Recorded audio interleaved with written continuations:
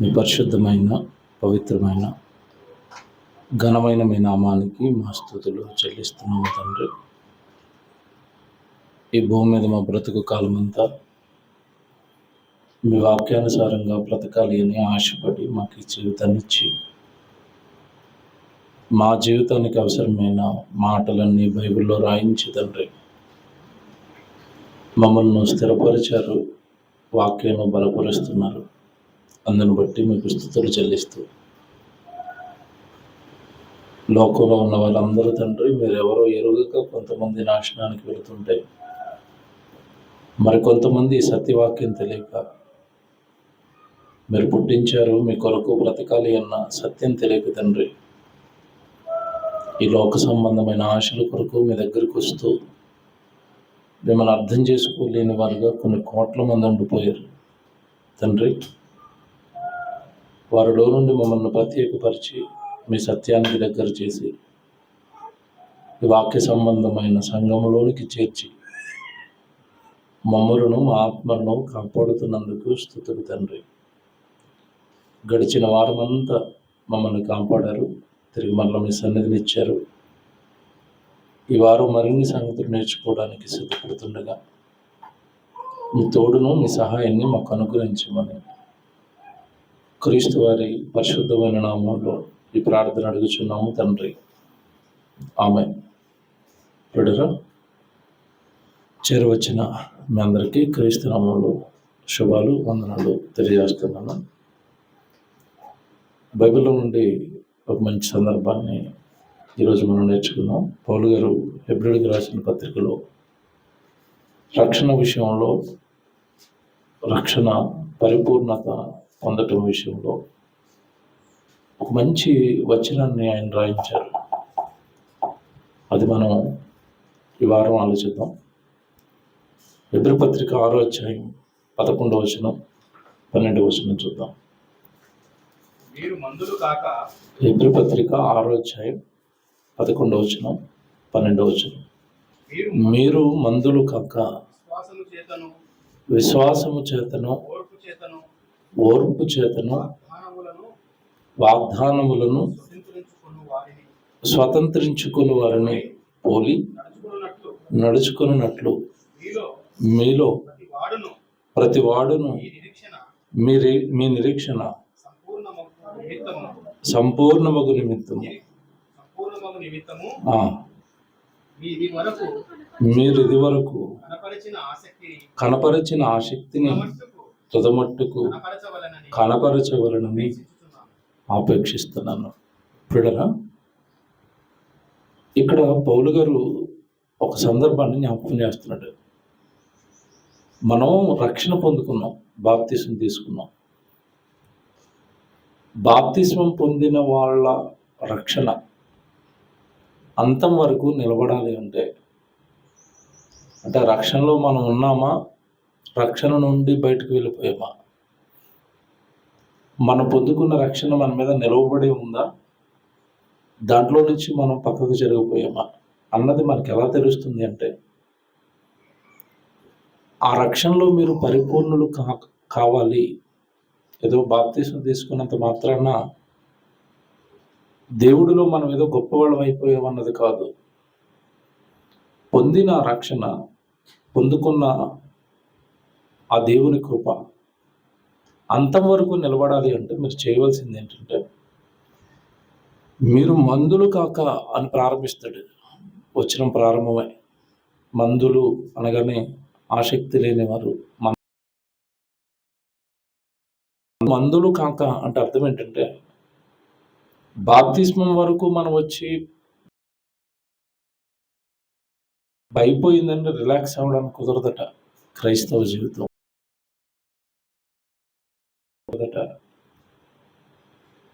మందులుగా ఉండకూడదు. విశ్వాసము చేతను ఓర్పు చేతను వాగ్దానములను స్వతంత్రించుకున్న వారిని పోలిన వారుగా నడుచుకున్నట్లుగా మీరు ఇదివరకు కనపరిచిన ఆసక్తిని తుదమట్టుకు కనపరచాలి. మునుపు లేదంటే బాప్తిస్మం తీసుకున్న తొలినాళ్ళల్లో ఉందో ఆ ఆసక్తి అనేది తగ్గకూడదు అన్నాడు.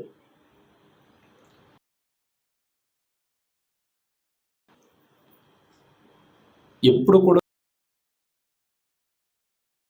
ఆసక్తి కలిగి ఉండడు మనిషి. ఉదాహరణ తన జీవితంలో తీసుకున్నాడు అనుకోండి. ఉదాహరణ, ఆరోగ్యం బాగుండాలంటే ఎవరో రన్నింగ్ చేయమన్నారు అనుకోండి. మీకు షుగర్ ఉంది, కొంచెం కంట్రోల్లో ఉండాలంటే రన్నింగ్ చేయండి అన్నారనుకోండి. ఆ రన్నింగ్ చేయాలనుకున్న కాస్ట్లీ షూలు కొంటాడు వెళ్ళి. కాస్ట్లీ షూలు కొని, సాక్షులు కొని 6 గంటలకు 5:30కు అలారం పెట్టేసుకుని నేను ఇంకా జాగింగ్కి వెళ్ళిపోతున్నాను అంటాడు. ఎంతకాలం చేస్తాడు చెప్పండి? ఇది నిజం చెప్పండి. మీలో చాలామంది ట్రై చేసి ఉంటారు. గట్టిగా అంటే 1 వీకే. తర్వాత 7వ రోజు మళ్ళీ సోమవారం వచ్చేసరికి అలారం కొడుతున్నా సరే నో, నా వల్ల అవ్వదు, కాళ్ళు లాగేస్తున్నాయి. అంటే జీవితంలో ఏదైనా కొత్త చేయాలనుకున్నప్పుడు ఎక్కువ కాలం అందులో ఆసక్తిగా మనిషి కొనసాగడం, అది మనిషి నైజం. ఎప్పుడు కూడా తనకు ఆరోగ్యాన్ని ఇచ్చేదైనా, తనకు మేలు చేసేదైనా, తన లైఫ్కి ఫ్యూచర్కి ఉపయోగపడేది ఏదైనా నేర్చుకునే విషయంలోనైనా స్టార్టింగ్లో ఉన్నంత ఆసక్తి మనిషికి తర్వాత ఉండదు. జాబ్లోకి వెళ్ళిన తరుణాలలో జాబ్ చాలా బాగా చేస్తారు, వర్క్ చాలా బాగా చేస్తారు. దానికి ఆఫీసర్లు బాస్ ఫిదా అయిపోతూ ఉంటాడు, హైకులు ఇస్తూ ఉంటాడు. కొద్దికాలానికి హైకులు తీసుకొని ఇంక బాస్ మెచ్చుకునేసరికి ఇంకేముందిలేండి రిలాక్స్. ఒకప్పుడు మెచ్చుకున్న బాసే తర్వాత తిడతా ఉంటాడు. కారణం ఏంటంటే ఆసక్తి పోయింది. బాగా ఆలోచించుకోండి మీరు, ఆసక్తి పోతుంది. సో దేవుడిలో ఇలా ఉంటే మనం ఇప్పుడు లోక సంబంధంగా ఆరోగ్యం విషయంలో ఆసక్తి తగ్గిందంటే జస్ట్ చిన్నపాటి రోగాలు మాత్రమే మనకు వస్తాయి. తిండి విషయంలో జాగ్రత్తగా ఉండండి అని డాక్టర్ గారు చెప్పిన తరుణాలలో చాలా జాగ్రత్తగా ఉంటారు. స్వీట్స్ తినరు, ఫుడ్ కూడా లైట్గా తీసుకుంటూ ఉంటారు. కొంచెం సన్నబడి ఆరోగ్యం ఫిట్గా ఉన్నారంటే ఇంకంతే, అయిపోయింది కదా, తగ్గిపోయింది కదా, ఇంక మళ్ళా కుంభాలు మళ్ళా వెయిట్ గెయిన్ అయిపోవటం, మళ్ళా స్టార్ట్ చేయటం. అంటే మనిషి తీసుకున్న ఒక మంచి దాని మీద ఎక్కువ కాలం స్టాండ్ అవ్వలేడు, నిలబడలేడు. ఈ ప్రమాదం దేవుడి విషయంలో కూడా ఉంటుంది. బాప్తిసం తీసుకున్న తరుణాలలో ఉన్నంత ఆసక్తి రాను ఉండదు, ఇక తగ్గిపోతూ ఉంటుంది అది. అప్పుడు బాగా బైబిల్ చదువుతారు, అప్పుడు బాగా ప్రార్థన చేసుకుంటూ ఉంటారు. దేవుడి సన్నిధానంగానే మిస్ అవ్వకుండా నేను ఖచ్చితంగా వెళ్ళిపోవాలన్న భయంతో ఉంటారు. ప్రతి ఆదివారం నేను ప్రభు శరీరము, ప్రభు రక్తము నేను మిస్ అవ్వకూడదు, నేను ఒక్క వారం కూడా నేను మిస్ అవ్వకూడదు అన్న నిర్ణయాలన్నీ బాప్తిసం తీసుకున్న తొలి రోజుల్లో ఉంటాయి మనిషిలో. కానీ అవి రాను ఏమైపోతాయంటే నిర్వీర్యం అయిపోతాయి. ఆసక్తి విషయంలో మందులుగా మారిపోతారు. అలా మారడం వల్ల వచ్చే ప్రమాదం ఏంటంటే మీ రక్షణ పరిపూర్ణం అవదు అన్నాడు పౌలు గారు. ఏ మాట పలికినానండి, అసలు అవి పెద్ద పెద్ద సబ్జెక్టులు అనమాట. 11వ వచనం మళ్ళీ చదువుతాను చూడండి. మీరు మందులు కాక, అంటే మీరు సనగిలిపోకండి ఆసక్తి విషయంలో. మీరు మందులు కాక విశ్వాసం చేతను, ఓర్పు చేతను, వాగ్దానములను స్వతంత్రించుకున్న వారిని పోలి నడుచుకున్నట్లుగా మీలో ప్రతివాడును మీ నిరీక్షణ పరిపూర్ణమగు నిమిత్తము అన్నాడు చూడండి. మీ నిరీక్షణ పరిపూర్ణమగు నిమిత్తము అంటే మీరు యేసుప్రభువు వస్తాడు, నన్ను పరలోకానికి తీసుకొని వెళతాడు, ఈ లోకం అశాశ్వతం, ఇదే కదా మీ నిరీక్షణ. ఇది పరిపూర్ణం అవ్వాలి అంటే, ఇది పరిపూర్ణత, ఈ నిరీక్షణ యొక్క పరిపూర్ణతలోనికి నువ్వు వెళ్ళాలి అంటే ఫస్ట్ నీకు ఉండవలసిందంటే ఆసక్తట. అది ఏనాడైతే తగ్గిందో ఈ పరలోకపు ప్రయాణం, ఈ నిరీక్షణ ప్రమాదంలో పడినట్టే. కొంచెం అర్థం కానట్టుగా ఉంటాయి. 2 ఎగ్జాంపుల్ చెప్తాను, మీకు అర్థమవుతుంది. మీ నిరీక్షణ పరిపూర్ణం అవ్వాలి అన్నాడు.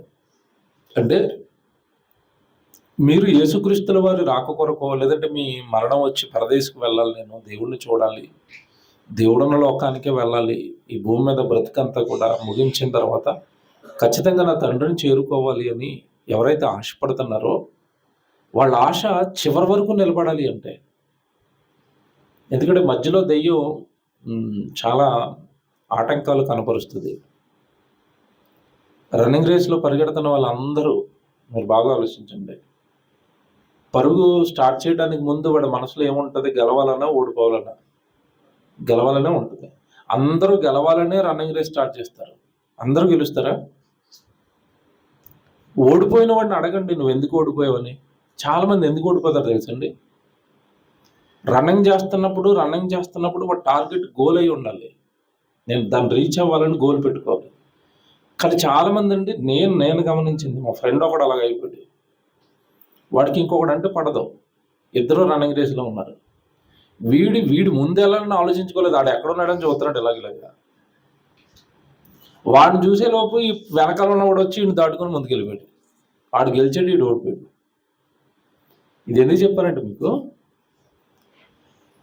రన్నింగ్ రేస్లో ఉన్నప్పుడు అటు ఇటు చూస్తేనే మనం గెలవాల్సిన వాళ్ళం ఓడిపోతే, మీ నిరీక్షణ పరిపూర్ణమగు నిమిత్తము అన్నాడు. అంటే నువ్వు బాప్తిసం తీసుకున్న రోజు నువ్వు నిరీక్షణలో పరిపూర్ణమైనట్టు కాదు, దేవుళ్ళు పరిపూర్ణ జ్ఞానం నీకు వచ్చినట్టు కాదు. పరలోకాన్ని సంపాదించే పరిపూర్ణత డే 1 బాప్తిసం తీసుకున్న వెంటనే నీకు రాదు. తర్వాత జీవితంలో నువ్వు బాప్తిసం తీసుకున్న తర్వాత సంఘానికి అంటుకట్టబడి, సంఘం నుండి విడిపోకుండా, సంఘంలో జరుగుతున్న కార్యక్రమాల నుండి తెగిపోకుండా నిరంతరము సంఘంతో ప్రయాణం చేయాలి. వాక్యం నిరంతరము వింటూ ఉండాలి. బైబిల్ చదువుతూ ఉండాలి. సహోదరుల సహవాసంలో ఉంటూ ఉండాలి. అప్పుడు ఆ నిరీక్షణ, ఆ పొందుకున్న ఆ బాప్తిసం ఏదైతే ఉందో అది నిలబడుతుంది. లేదంటే పాడైపోయే అవకాశం ఉంటుంది. మీకు లోకంలో కూడా మీరు చూడండి, చదువుకున్న పిల్లలతో సహవాసం చేసాడు అనుకోండి, వీడు చదువు ఇంప్రూవ్ అవుతూ ఉంటుంది. వాళ్ళు చదువుకుంటారు, వాళ్ళ దగ్గర ఏమైనా అడిగి తెలుసుకుంటాడు, వీళ్ళు లైఫ్ బాగుంటుంది.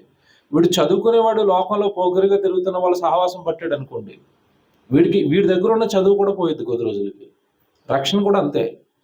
బాప్తిస్మం తీసుకున్న తర్వాత సంఘంతో అంటుకట్టబడి ఉండకపోతే, జరుగుతున్న కార్యక్రమాల్లో మనం ఉండకపోతే, అక్కడ ఆసక్తి మనకి తగ్గితే వెళతాం ప్రతిసారి గుడికి, ఏమిస్తాం ప్రతిసారి, ఏం చేస్తాం ప్రతిసారి పని అని ఎప్పుడైతే మనకి సన్నిధి మీద, వాక్యం మీద ఆసక్తి అనేది ఎప్పుడైతే తగ్గుతుందో, అప్పుడు మనం పొందుకున్న రక్షణ ప్రమాదంలో పడే అవకాశం ఉంటుంది. ఆ బాప్తిస్మం నిలబడదు. అది చెప్తున్నాడు పౌలు గారు.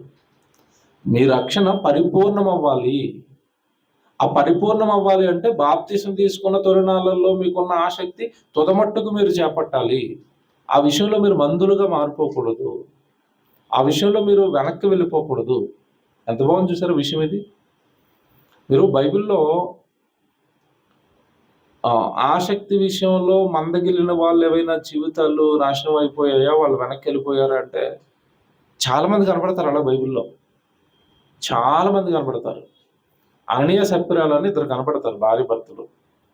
వాళ్ళు అందరూ దేవుడికి ఇస్తాము, దేవుడి సువార్తగా మేము పొలం ఇస్తాము, ఇల్లులు ఇస్తాము, ఆస్తులు ఇస్తాము అంటే, వాళ్ళతో పాటే ఉన్నారు కదండి సంఘంలో. అందరూ వాగ్దానం చేస్తుంటే వీళ్ళు వాగ్దానం చేశారు మేము ఇస్తాము అని.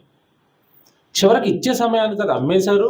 అమ్మేసిన డబ్బు పట్టుకెళ్ళి ఇచ్చే సమయానికండి వాళ్ళ హృదయం వాళ్ళు మోసం చేసింది. దేవుడికి ఇస్తాను అన్నది స్వలాభం కొరకు దాచుకునండి, దేవుడి సన్నిధిలో చచ్చిపోయినట్టుగా వాళ్ళు మనం చూస్తాం. అసలు వాళ్ళ లైఫ్ను మనం ఆలోచిస్తే, మాట ఇచ్చేటప్పుడు ఉన్న ఆసక్తి మాట నిలబెట్టుకునేటప్పుడు లేదా వాళ్ళకి? బాగా ఆలోచించండి నేను చెప్పే మాట. మాట ఇచ్చేటప్పుడు ఉన్న ఆసక్తి మాట నిలబెట్టుకునే టైంకి లేదు. మధ్యలో పీరియడ్ ఉంటుంది కదండి. మాట ఇచ్చేటప్పుడు ఏముంది, మాటే కదా, నోట్లోంచి వస్తుంది, ఈజీగా ఇచ్చేయచ్చు. కానీ ఆ మాట నిలబెట్టుకోవడానికి మధ్యలో కొంచెం టైం ఉంటుంది. ఆ టైంలో వీడి హృదయం ఆ మాట ఇచ్చినప్పుడున్నంత ఆసక్తి తర్వాత మాట నిలబెట్టుకోవడానికి ఉండనివ్వదు, చేయనివ్వదు, ఇవ్వనివ్వదు. నేను చూశాను చాలామంది లిటరల్గా అననీయ సప్ఫిరాలు సంఘంలో తిరుగుతూ ఉంటారు. మాకు తెలిసి అంత వాళ్ళ హృదయం వాళ్ళు మోసం చేస్తున్నా కానుకోలేనంత భయంకరమైన స్థితిలో ఉంటారు ఆత్మీయతలో. వాళ్ళ హృదయం, నా హృదయం నన్ను మోసం చేస్తుంది అని కానుకోలేని భయంకరమైన స్థితిలో ఉంటారు. కనుక ఈ మాట మీకు ఎందుకు చెప్పారంటే, ఆసక్తి తుదమట్టుకు ఉండాలి. అంటే దేవుడికి ఏదైనా మాట ఇస్తే దాన్ని నిలబెట్టుకునేంత వరకు ఆసక్తి ఉండాలి. దేవుడి దగ్గరికి వెళ్ళటం విషయంలో ఆసక్తి ఉండాలి. బైబిల్ ఇలాగా, వీళ్ళే కాదు, బైబిల్లో ఇలా చాలామంది వాళ్ళ జీవితాలను పోగొట్టేసుకున్న వాళ్ళు ఉంటారు. ఇచ్చిన మాట మీద నిలబడి ఆసక్తి, మాట ఇచ్చినప్పుడు ఏ ఆసక్తి అయితే ఉందో ఆ ఆసక్తిని తుద వరకు కొనసాగించుకున్న వాళ్ళు కూడా బైబిల్లో ఉంటారు. ఇప్పుడు అబ్రహాం గారిని దేవుడు ఓ మాట ఇస్తావా నాకని అడిగాడు. ఏంటి నాయన అంటే, నీ కుమారుడు బలి ఇవ్వాలి అన్నాడు. ఓకే, బలిస్తాను. బలి ఇవ్వడం వెంటనే జరగలేదు. ఆ పర్వతం మీదకి ప్రయాణం చేయాలి 3 రోజులు. అంత దూరం ఎందుకు పెట్టాడంటే ఈ 3 రోజులు టెస్టింగ్ పీరియడ్ అబ్రహాం గారికి. తీసుకుని వెళ్తాడా? మామూలు బలి కాదు కదా, దహన బలి కదా. పేక్ కోసేసి కట్ల మీద పేర్చేసి శుభ్రంగా తగలబెట్టేయాల. కొడుకుని బలి ఇవ్వటం అంటే అలా బలి. దానికోసం కట్లు పేర్చుకుని గాడిద మీద కట్టుకుని పోతా ఉన్నాడు కొడుకుని బలి ఇవ్వడానికి. 3 రోజులు ప్రయాణం చేస్తాడు. ఈ మధ్యలో ఎక్కడైనా మనసు మారిపోద్దా? ఈ మధ్యలో ఎక్కడైనా మళ్ళీ వెనక్కి తిరిగిపోతాడా? కొడుకుని బలిస్తానన్న మాట మీద ఉంటాడా, వెనక్కి తిరుగుతాడా? టెస్టింగ్ పీరియడ్ అనమాట. ఎదురు చూస్తున్నాడు దేవుడు. ఆ ఎదురు చూస్తున్న టైంలో అబ్రహాం గారు దేవుడిని నిలబెట్టేశాడు. ఇప్పుడు ఇది ఎందుకు చెప్పానంటే, బాప్తిస్మం తీసుకున్న తొలినాళ్ళలో మనం మాటిస్తాం దేవుడికి. ఎవరు మాటిస్తాం చెప్పండి? ఎవరు మాటిస్తాం? పెళ్లి కూతురు పెళ్లి కొడుకు ఎలా, పెళ్లి కొడుకు పెళ్లి కూతురు వ్యాధి అందును బాధ అందును రాగమందును ఈమెతోనే కాపురము చేయదువా, పోగకుండా చూసారా? అంతే. వ్యాధి అందును రోగమందును బాధ అందును ఈమెతో కాపురం చేయదువా అంటే ఇబ్బంది వచ్చింది అనుకోండి, భర్తకి ఏదైనా ఆర్థికంగా కష్టం వచ్చింది అనుకోండి, ఇంకంతే. ఆ చిన్న అవకాశం దొరికింది. ఇక అత్తోళ్ళ దగ్గర, మా ఏమన్నా తల్లిగారింటి దగ్గర మొత్తం భర్తను టాన్ చేసేసి, ఇలాంటి వాడికి పెళ్లి ఇచ్చారు, పెళ్లి చేశారు, నన్ను ఇలా ఉన్నాడు అలా ఉన్నాడు, ఏదైనా అతనితో కాపురం చేస్తానంటే ప్రమాణం చేశావు. గాలి ప్రమాణాలు అవి. బాధ వచ్చినప్పుడు ప్రమాణం గుర్తే ఉండదు. భర్తకి చివరి వరకు ఆ మాట మీద నిలబడాలి. దేవుడికి మాట ఇచ్చాను, శ్రమ వచ్చిన కష్టం వచ్చిన బాధలు వచ్చిన నిన్ను విడిచి, నువ్వే కదా మా పాపాలు తీసేవాడు, నువ్వే కదా దేవుడివి సృష్టికర్తవి, నిన్ను విడిచిపెట్టి ఎక్కడికి. బాప్తీసం తీసుకున్నప్పుడు అందరూ ఏమంటారు చెప్పండి? ఖచ్చితంగా నిలబడతాం అంటారు. అదే ఆదివారం ఏదైనా కష్టం వచ్చిందని కూడా ఆరాధనలో కనపడరు. అంటే మాట ఇవ్వటం అంటే మనిషికి ఎలా ఉంది పని అన్నట్టుగా ఆలోచిస్తున్నారు దేవుడి విషయంలో. ఇది చాలా ప్రమాదం రక్షణ పొందుకున్న వాళ్ళకి అంటున్నాడు పౌలు గారు.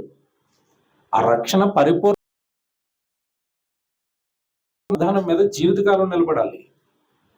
మత్తయి సువార్తలో ఇదే మాట వేరే భావంతో ఉంటది. మాట ఇదే.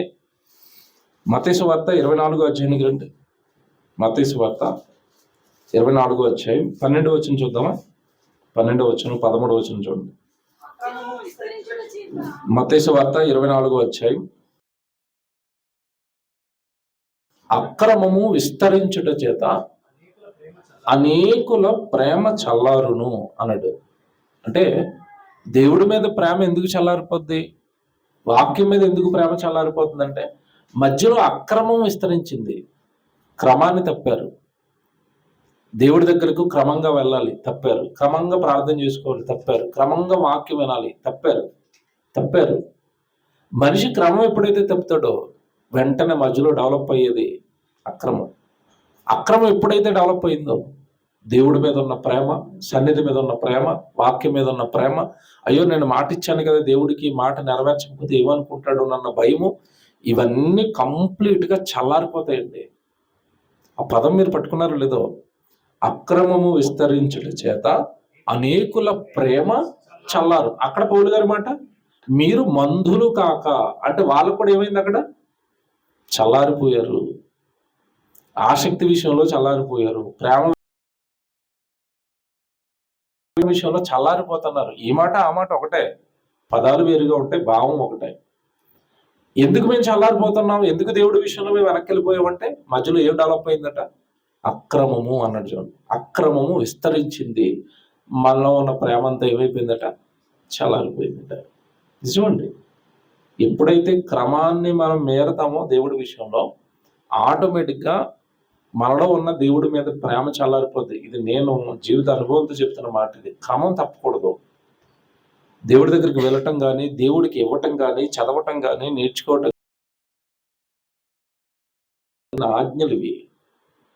మనం బైబిల్లో బాప్తిసం పొందుకున్న వాళ్ళందరికీ దేవుడు పెట్టిన క్రమం ఏంటంటే, మీరు అపోస్తుల బోధ యందును, సహవాసమందును, రొట్టె విరుచుట యందును, ప్రార్థన చేయుట యందును ఎడతెగక ఉండాలి. అంటే బాప్తిసం తీసుకున్నాను నేను అయిపోయిందంటే కుదరదట. బాప్తిసం తీసుకున్న వాళ్ళట వాళ్ళు కంప్లీట్‌గా అపోస్తుల బోధలో ఉండాలి. మోషే గారి బోధ, దావీదు గారి బోధ, అబ్రహాం గారి బోధ, వాళ్ళ దీవెనలు, వాళ్ళ ఆశీర్వాదాలు అయిపోయిందది. టైం అయిపోయిందది. పాత నిబంధన అది. నువ్వు కొత్త నిబంధనలో ప్రభు దగ్గరికి వచ్చిన తర్వాత నువ్వు వినవలసిన బోధ అపోస్తుల బోధ. ఇందులో దీవెనలు, ఆశీర్వాదాలు ఉండవు. శ్రమలు, కష్టాలు, కన్నీళ్లు, పరలోకం, ఆత్మ ఇవే ఉంటాయి. సో దీన్ని నువ్వు డైజెస్ట్ చేసుకోవడం సంబంధిగా బ్రతికవు లోకంలో. ఈ శరీర సంబంధమైన ఇష్టాలు, ఈ శరీర సంబంధమైన కోరికలు, ఈ శరీర సంబంధమైన ఆలోచనలు, ఈ లోకంలో నేను ఏదో సాధించాలంటే బోల్డ్ ఉంటాయండి. ప్రభు దగ్గరికి రాకముందు ఏం చెప్తున్నాను, నాకు బోల్డ్ ఉండేవి. నేను మా ఊర్లో తెగ పరిగెట్టేవాడు. నా 9th క్లాస్ 8th క్లాస్ కాడి నుంచి మా ఊరికి అమలాపురానికి ఒక 5 కిలోమీటర్స్ 4 కిలోమీటర్స్ ఉంటుంది. అప్పట్లో 5K రన్ అని ఒకటి ఉండేది. దాన్ని సాధించాలన్న ఏమంటే ఆ కసితోని తెల్లవారు లేస్తే షూలు వేసుకుని పరిగెట్టడమే. 5K రన్ సాధించాలంటే 20 మినిట్స్ టైం ఉంటుంది. నేను కరెక్ట్గా ఎడ్జ్ పెట్టుకుని మా ఊరి దగ్గర నుంచి అక్కడికి పరిగెట్టేవాడిని. 20 టైం చూసుకుంటా బ్యాటరీ వాచ్లో. అయ్యేది కాదు. 40 నిమిషాలు పట్టేది, 45 నిమిషాలు పట్టేది, 30 నిమిషాలు పట్టేది. గట్టిగా డ్రైవ్ చేస్తే 28 నిమిషాలు అలసిపోయేవాళ్ళు. ఇంక ఎప్పుడైతే అలా చేయగా షూలు పక్కకి ఎగిరిపోయి రన్నింగ్ పక్కకి ఎగిరిపోయింది. ఇది నేను ఎందుకు చెప్పానంటే, మనలో మనం ఏదైనా ఒకటి అనుకున్నప్పుడు దానికి ఒక క్రమం ఉంటుంది. అదే అలా మనం ఆ క్రమాన్ని పాటించాలి అంటే ఖచ్చితంగా మనం పరుగు పందెంలో అలా పరిగెట్టాలి అంటే మనం మన దగ్గర ఉంటే క్రమంగా ఉండలేము. అప్పుడు నాకు నా ఫ్రెండ్స్ ఏం సజెస్ట్ చేసేవారంటే ఇచ్చేవారు. అక్కడికి వెళ్తే వాళ్ళే తెల్లవారు లేపి నువ్వు పరిగెట్టినా సరే వెనకాల ఉండి పరిగెట్టిస్తారు వాళ్ళు. అక్కడ పని అవుతుంది, అక్కడ ట్రైన్ అవుతాడు మళ్ళీ. ఎందుకు చెప్పానంటే ఇది ఒక క్రమం అనేది ఎప్పుడైతే మనం మేరతామో గోల్ అనేది మిస్ అయిపోతాం. సంఘంలోకి వచ్చిన తర్వాత బాప్తిసం తీసుకున్న తర్వాత వ్యక్తికి గోల్ ఏంటి? పరలోకం అయితే దానికి కావలసిన క్రమం ఏంటంటే మీరు అపోస్తుల బోధ వినాలి. బోధ వినాలి. ఫస్ట్ బాప్తిసం తీసుకున్నవాడు బోధ వింటూనే ఉండాలి. ఎందుకంటే బాప్తిసం తీసుకున్నామంటే అర్థం ఏంటంటే ప్రభువులు అప్పుడే జన్మించామని అర్థం. శిశువు అంటాడు. ఆ శిశువు పాలు త్రాగాలి అంటాడు పేతురు గారు రాసిన పత్రికలో. ఆ పాడు వాక్యము అంటాడు. ఆ వాక్యం అనే పాలు తాగితేనే ఆ రక్షణ విషయంలో వాడు ఎదుగుతాడు అంటాడు. పేతురు గారు రాసిన మొదటి పత్రిక 2వ అధ్యాయం మొదటి నుంచి ఇవన్నీ ఉంటాయి. ఇదంతా క్రమం అనమాట. దేవుడు పెట్టిన క్రమం. బాగా వినండి. సహవాసం అనేది ఒకటి చూశారు. సహోదరు చెప్పుకుని ఒకరు వేదం జరుగుతున్నప్పుడు వాళ్ళతో కలిసి తండ్రి పని చేయటం. సహవాసం ఎలా ఉండాలి అంటే మనకు నచ్చినప్పుడు కాదు, మనకు నచ్చిన ఆదివారం బాప్తిసం తీసుకున్న తర్వాత రొట్టె విరుచుట యందును, ప్రార్థన చేయుట యందును ఎడతెగక విడిచిపెట్టక, మధ్యలో బ్రేక్లు ఇవ్వకుండా, బోధ వినడానికి బ్రేక్ ఇవ్వకూడదు, సహవాసానికి బ్రేక్ ఇవ్వకూడదు, రొట్టె విరవడానికి బ్రేక్ ఇవ్వకూడదు, ప్రార్థన చేయడానికి బ్రేక్ ఇవ్వకూడదు. అన్నట్టు అది క్రమం. ఈ క్రమాన్ని ఎప్పుడైతే మనం మేరతామో, మీరు ఎంత చదువుకున్న 11, 12 వచనం, అక్రమము విస్తరించుట వలన అనేకుల ప్రేమ చల్లారిపోద్ది. ఏం వెళ్తామనండి? గుడికి అన్నావా? ఆ రోజు దేవుడు నీకు అందించవలసిన ప్రసంగం పోయినట్టే. ప్రేమ, దేవుడి మీద ప్రేమ చల్లారిపోద్ది, సంఘం మీద ప్రేమ చల్లారిపోద్ది, వాక్యం మీద ప్రేమ చల్లారిపోద్ది. అక్రమం ఇది. అంటే నువ్వు క్రమంగా దేవుడు పెట్టిన క్రమాన్ని బాప్తిసం పొందుకున్న తర్వాత నువ్వు పాటించలేదు అంటే మిస్ అయిపోతాం, అక్రమంలో పడిపోతాం. మనలో ప్రేమ ఉండదు. ప్రేమ ఎప్పుడైతే చల్లారిపోయిందో మన రక్షణ పరిపూర్ణం అవ్వదు. మీరు ఆసక్తి విషయంలో మందులు కాక, అదే చెప్తున్నాను. అది ఇది పక్కన పెట్టుకొని చదువుకోవాలా. ఎందుకు మాలో ప్రేమ చల్లారిపోయింది అంటే ఆసక్తి లేదు. ఎందుకు మాలో ప్రేమ చల్లారిపోయింది అంటే 13లో తర్వాత మాట అక్కడ 13లో అక్రమం విస్తరించుడు చేత అనేకులు ప్రేమ చల్లారును, అంతము వరకు సహించిన వాడెవడో వాడే వాడే అండర్లైన్ చేసుకుంటది, వాడే అంతము వరకు ఈ క్రమాన్ని ఎవడైతే మేరకుండా బ్రతుకుతాడో. అంతం వరకు అంటే వస్తే మనకన్నా అంతం రావాలి, లేదంటే ఈ లోకానికైనా అంతం రావాలి. అప్పటి వరకు నువ్వు ఆసక్తిగా ఉండాలి.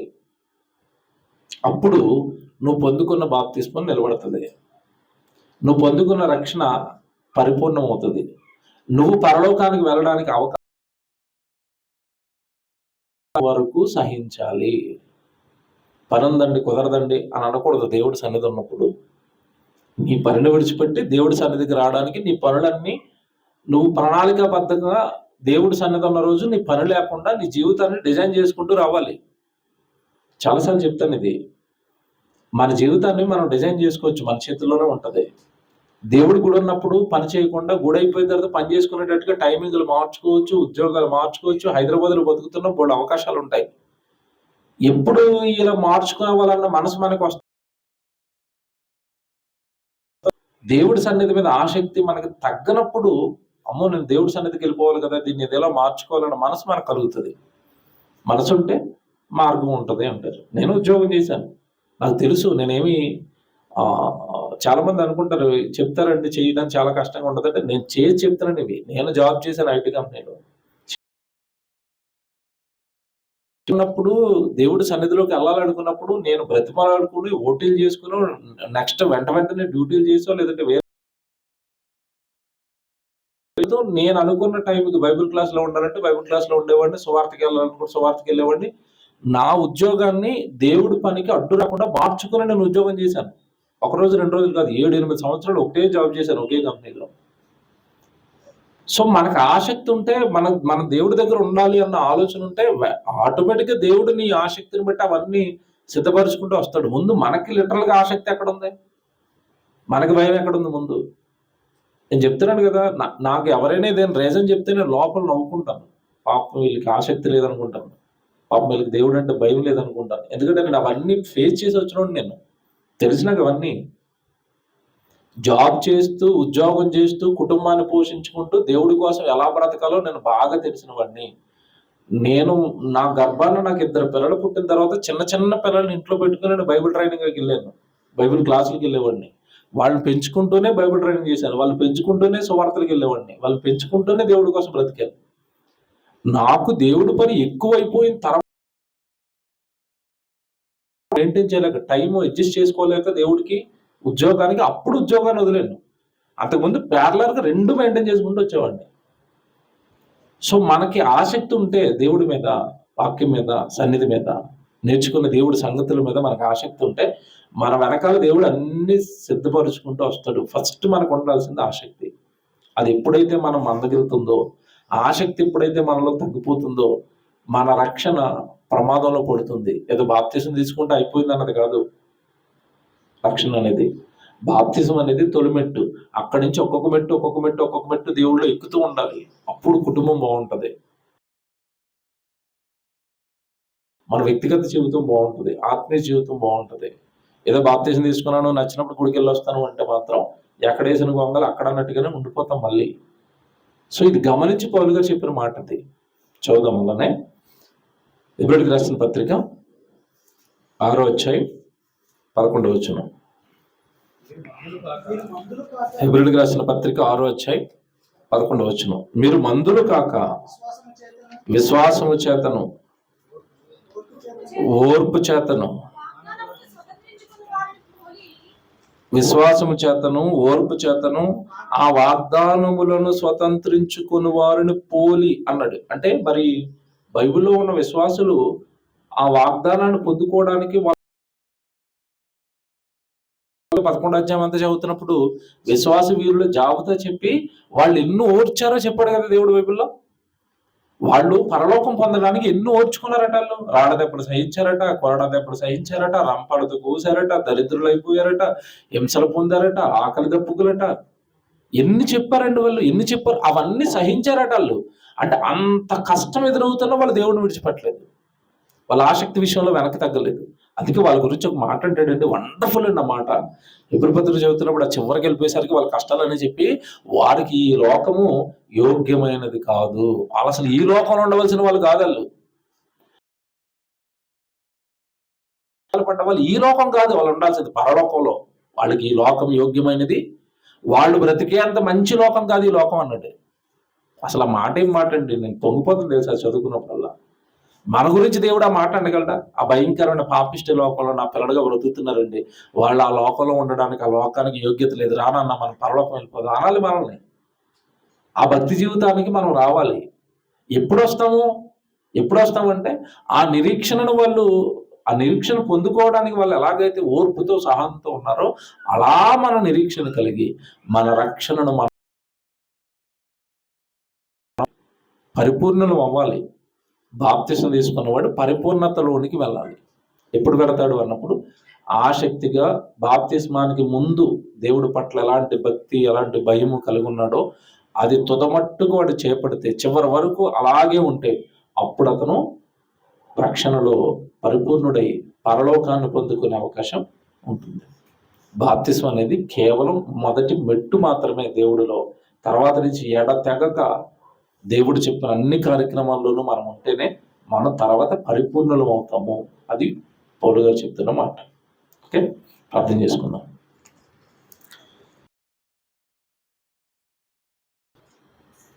ఒక వచనం నేర్చుకోవడానికి మాకు గంటల తరబడి సమయం పడుతుందండి. ఇలా బైబిల్ అంతా నేర్చుకోవాలి అంటే, బైబిల్లో ఉన్న అన్ని సంగతులు మాకు తెలియాలి అంటే మా జీవితకాలం సరిపోదు. కనుక మాలో ఆసక్తి మందగించిందా? మీ వాక్యం పైన మా ప్రేమ చల్లారిపోయిందా? ఎప్పటికీ బైబిల్ మాకు అర్థం కాదు, మీ ఉద్దేశాలు మాకు అర్థం కావు. కనుక మీ పిల్లలైన వారు ఎప్పటికీ మందులుగా మారక ఆసక్తి విషయంలో గొప్పవారు తండ్రి, వారు పొందుకున్న రక్షణను పరిపూర్ణతలోనికి తీసుకుని వెళ్ళడానికి వాక్యానుసారమైన మీ కృప మీ బిడ్డలకు ఎల్లప్పుడూ ఉంచమని ప్రార్థిస్తున్నాను.